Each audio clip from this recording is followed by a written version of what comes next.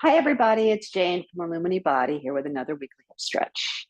This week, we are going to be stretching the adductors. You may also hear them referred to as the adductors, and that is just so you don't confuse them with the abductors or the abductors. The adductors bring the leg into the midline, and the abductors bring it away.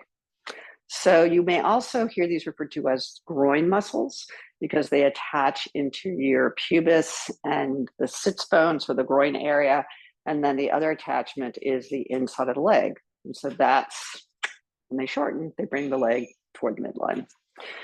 Okay, so we are going to be doing this today on hands and knees. If you're not a hands and knees person, you can do this just as easily on a seat of a chair, on a countertop or a desktop or any surface that doesn't require you to get down on the floor if that's not your jam. So, and I will walk you through the variations as we go through it. Okay, so we're gonna start on hands and knees. I have a pretty padded mat here because my knees don't like to be on the floor.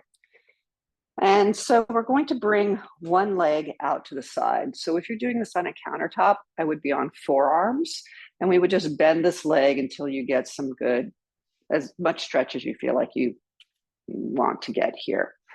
Okay, so the first thing we're gonna do, we're gonna be on the inside edge of our foot, and we're just gonna then reach the foot down to the floor and bring the whole sole of the foot down to the floor, including the outside edge.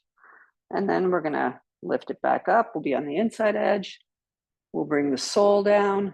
We'll hold it there, bring it back up, and then we'll bring it back down. Good. And you really want your leg to be just out of your body. You don't want it to be forward or back. Okay.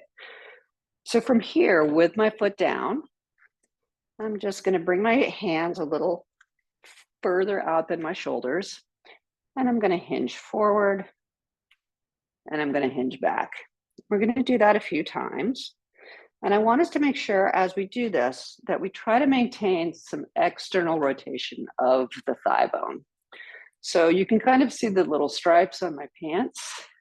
If I let the leg kind of just turn in or just let go, this is going to not be stretching the muscles as much. So they're going to be coming in toward the groin. If I turn them out, they automatically get more stretch.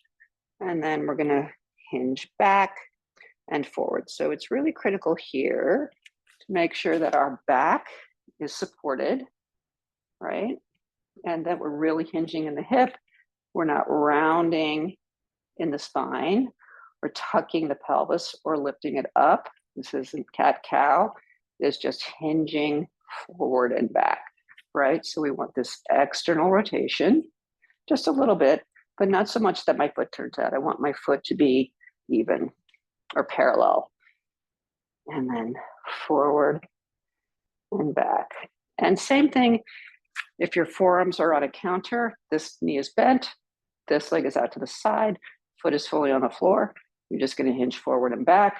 Make sure you're externally rotating a little bit in the thigh, or you're maintaining that sense of external rotation, and you have a neutral spine.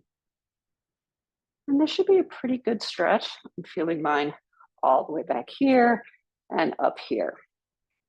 So do that 6 or 7 times, maybe a little less if it's too intense, a little more if you feel like you can stand it, and then switch to the other side. And then you can kind of shake it out a little bit just to give the muscles a little break. All right. Thanks, everybody. And I'm wishing you happy hips. And feel free to email me with any questions, jane@illumini.com. Thanks and bye.